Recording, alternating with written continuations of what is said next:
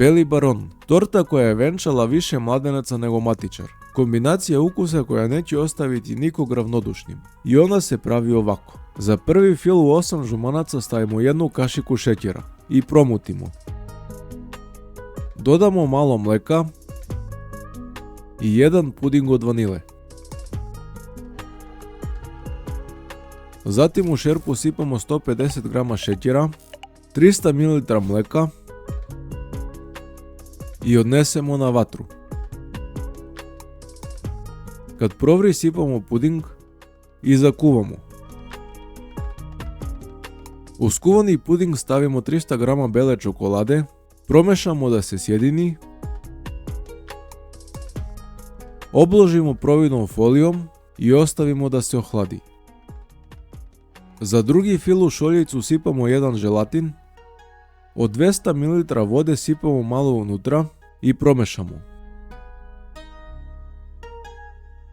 Zatim u posudu sipamo jedan puding od jagoda i također sipamo malo vode od onih 200 ml. Potom u šerpu sipamo 250 g jagoda, 90 g šećera, ostatak vode i odnesemo na vatru. Kad provri ostavimo da vri 10 minuta. Ako se nakon 10 minuta jagode nisu raspale, izmutimo ih štapnim mikserom. Sipamo puding u jagode i zakuvamo. Kad smo skuvali puding dodamo želatin, mešamo da se sjedini i ostavimo da se ohlade. Za koru u posudu izmerimo 40 g keksa, 40 g kakaa i promešamo kašikom. Zatim umutimo 8 belanaca sa 200 g šećera dok ne dobijemo čvrsti šamp.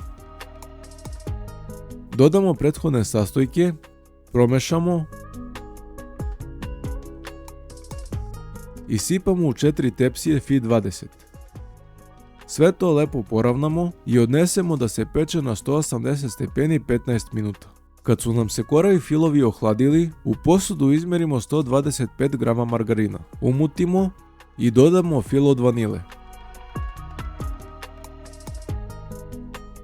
Tortu sklapamo ovako. Na tasnu stavimo koru, premažemo trećinom fila od jagoda, zatim trećinom fila od vanile,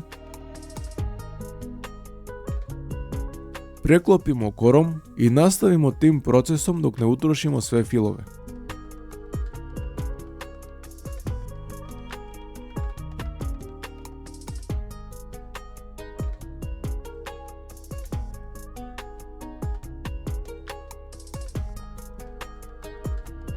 Kad smo završili sa sklapanjem torte, ostavimo je da se ohladi. I to je to, naša torta je gotova. Ako ste uživali, lajkujte i subscribeujte, a mi se vidimo narednog puta.